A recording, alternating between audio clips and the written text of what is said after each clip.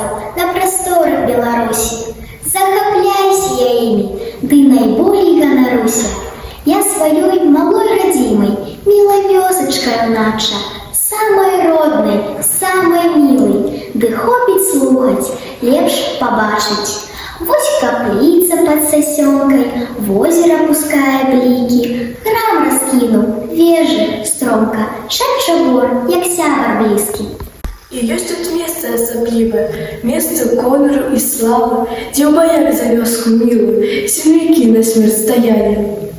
Тут лежаць у магіле брацкай слаўныя сыны радзімы, у музеі нашым школьным пра іх захоўваем успаміны. Ды расказаць мы сёння хочам пра чалавека, чыё імя з павагай і гонарам носіць дружына наша піянерская.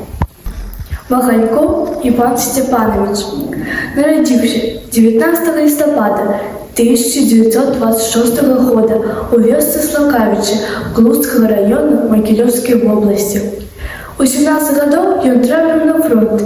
Іван Сцепанович быў залічаны ў склад стралковага палка, ваяваў у складзе першага украінскага фронту, удзельнічаў у вызваленні Польшчы. 17 сакавіка 1945 года быў цяжка паранены і камісаваны. Свята перамогі 9 мая было яго самым галоўным святам, якое ён вельмі любіў. У гэты дзень ён заўсёды плакаў, але гэта былі слёзы радасці, слёзы шчасця.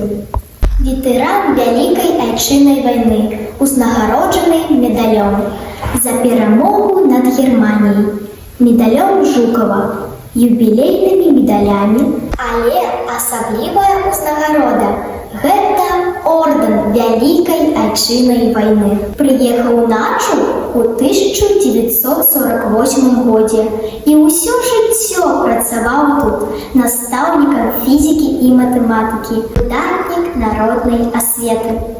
Памёр у 1998 годзе, пахаваны на наскіх могілках. Добрая памяць аб ім жыве ў сэрцах яго родных, вучняў, аднавяскоўцаў і проста знаёмых.